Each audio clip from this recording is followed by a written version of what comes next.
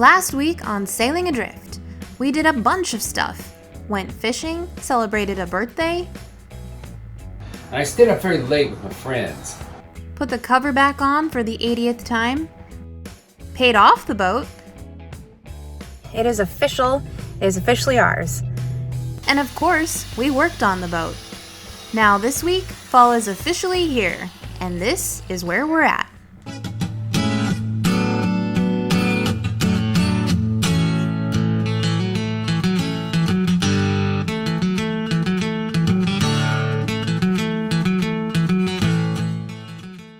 So last night was the first big rain of 2021's fall season. What that means is we weren't ready for it, so it made a bit of a mess in the boat. We haven't yet waterproofed the deck fully.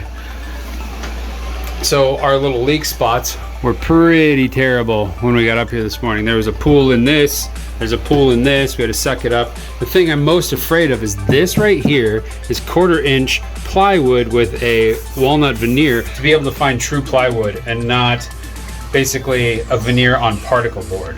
That's a veneer on particle board, so if it swells, it's just basically going to be ugly for all of time because you can't really sand that flat. You'll go right through the veneer. It'll look terrible. So I ran up here and we dried everything off, and then of course we put the tarp back on. Just clamped it on for right now. I'll probably attach that better later, but on the ends we screwed it in place through the grommets or through like a little washer. I think our leaks are because of the gunnels on the side.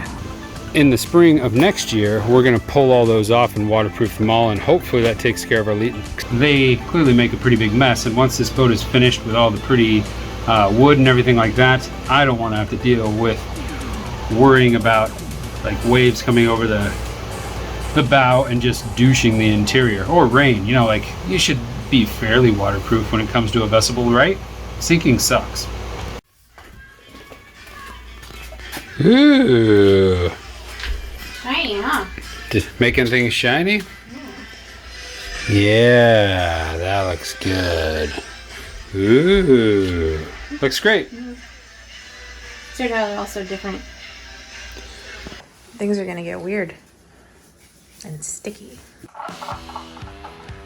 Today we try this stuff out. What's that? Masonry Defender Clear Non-Skid Slip Additive.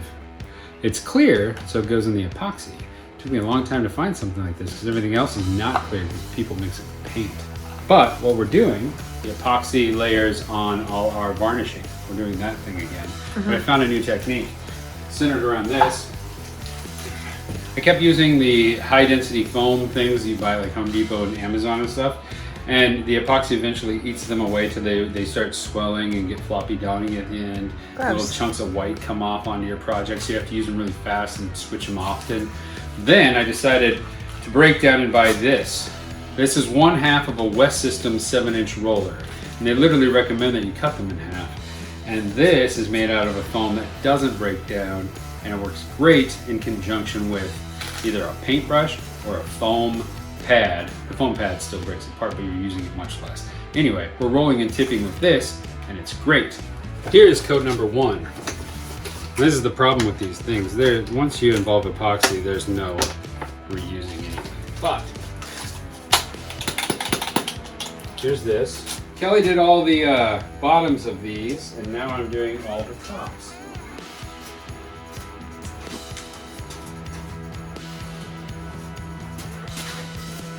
These have one coat on them, obviously, and we've been waiting for them to be tacky. We're getting kind of scary close.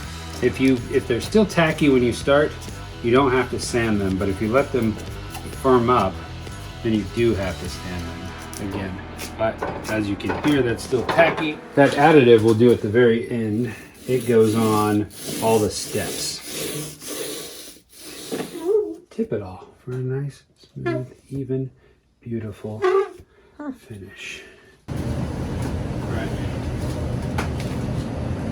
So this whole 4-gallon or 4-ounce thing is supposed to go in a gallon. So what do you think? That much? Yeah, I definitely think you should just eyeball it. Standard grip. We want it to be grippy, you know? All right, here we go. I'm just getting it all riled up. See the texture there? Top notch. And there we have it. We'll let this dry. This is the last coat. Now we have to let this cure for a full 24 hours minimum. We want this rock hard and ready to sand. While we wait on that to dry, let's see what's going on up in the boat. Working on this cabinet, I got a little ahead of myself and I started putting all this cladding up before I had run the electrical that we need. Right down here, this is the media cabinet where we're going to have like the storage for the laptops. We'll keep some desiccant in here to keep it nice and dry, try to waterproof it as best we can. And this will be where all of the camera gear and hard drives and everything like that gets stored. It needs power. It has it now, but before it didn't. I ran it up along these pipes and I'm gonna put a shroud across them so they're not exposed. Rock and roll. What is going on down here? Well, you asked me to clean, so I'm cleaning. It's so difficult to get in and out. You know what we should do? Put our stairs back. That's a good idea. I thought so. But before we can install this handsome guy, we're gonna need to lay down some more flooring. Tune in next week for that exciting debacle. Let me show you what I've done here though before we move on. I've clad the walls and put organizers in. Everything is just screwed in at this point. We haven't epoxied anything because we're not at that stage yet. We got a nice insulation seal. All the ceilings are lined with plywood. This is exterior staining, not from being in here. That'll sand out and then obviously be painted. Little cubby has the shroud over the electrical and plumbing that goes above there. Same thing here, carries throughout there. And our little electrical organizer looks real sharp. I was starting the primer and I didn't want to deprive you of the excitement and impressiveness that is the first coat of paint. It's all ugly and splotchy and gross. I'll put on a little time lapse and we can enjoy it together. And I'll do all the work.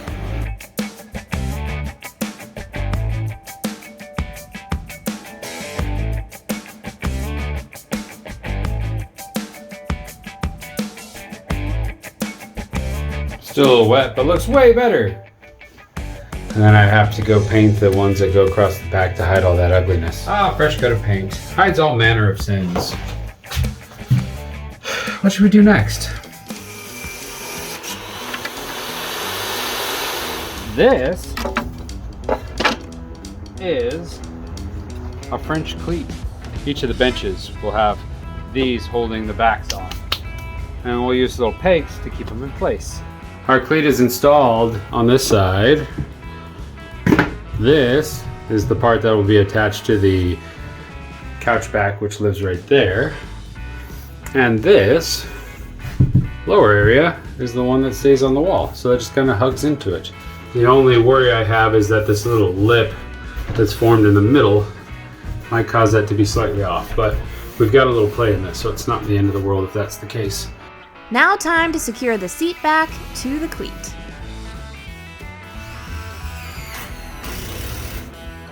In normal home construction would be plenty to keep this nice and strong and up against this.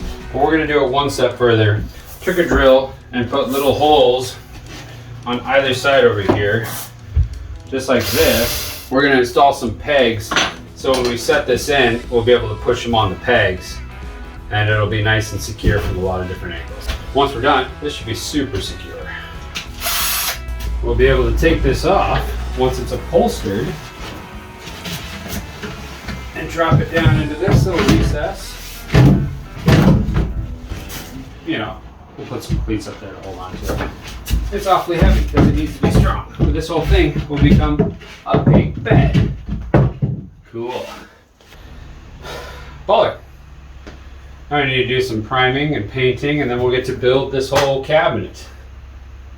Run some lats, finish the floor, try to finish this place out. When are you going to upholster all this stuff, Kelly? When we're done. Well, it can't be done until you upholster it. It's like a never-ending... When we're done sanding and making dust. Making messes? Yeah. So the day after never. It looks a lot different in here. Not to me. Like a lot. Like there's places to sit. Step by step. Yep. Want to walk me through what you've been up to? Starting with this corner over here. This isn't quite done yet. We still have to add some cleats to this. But this will be what I'd consider semi-permanent.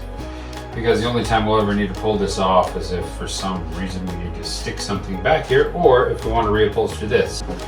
But this guy kind of slides in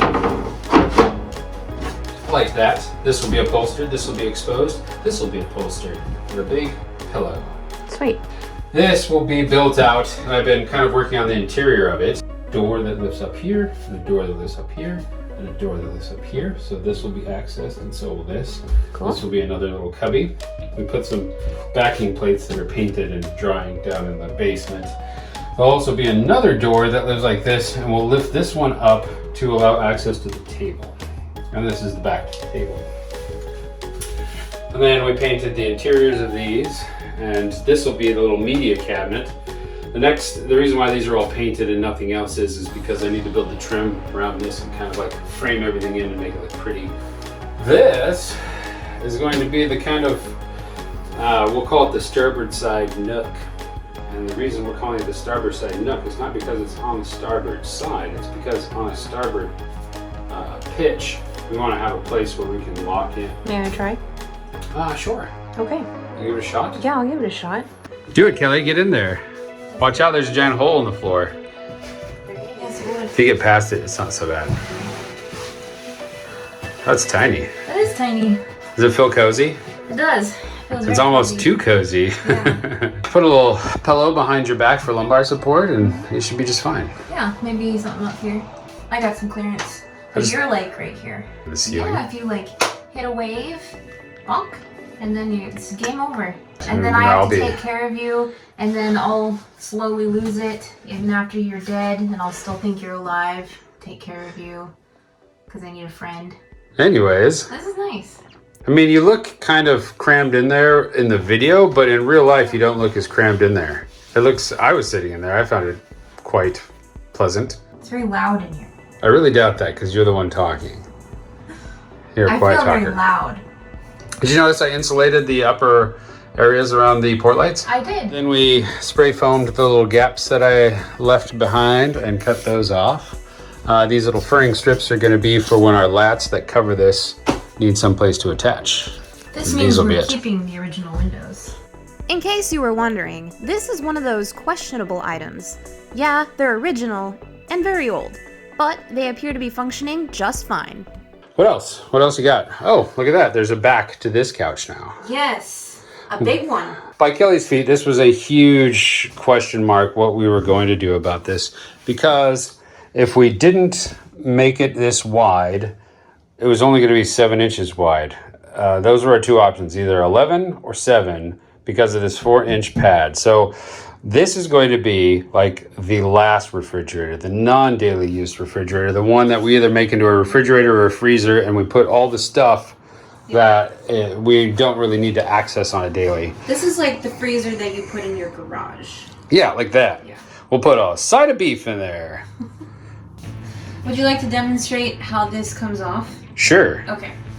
Once I put this in, I found it to be obnoxious in that, like, this is definitely going to have to come off for you to access this, because this will be upholstered with 4 inches of foam. So there's just no way that this is going to clear it once that's a thing.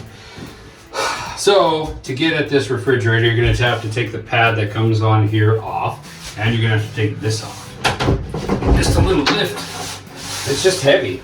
I mean, you can set it down right here. It's really not that bad. But the reason why this comes off is because we need this to make this, where I'm standing, into a berth.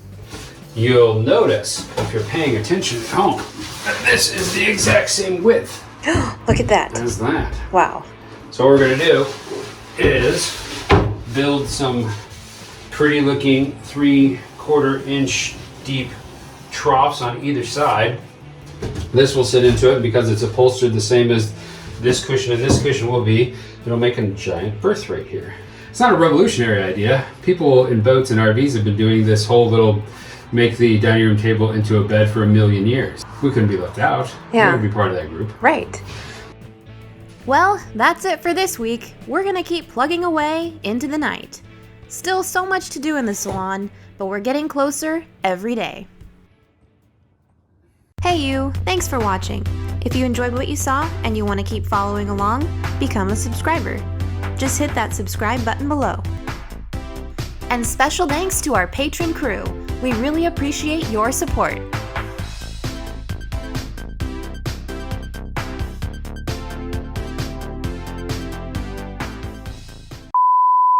I'm doing a lot of yapping, so let's go down and play. Okay. My epoxy's gonna fire off. And the measuring, and the being wrong, and then the cutting, and then the recutting, and then the gluing, and then the criticism. Rock and roll.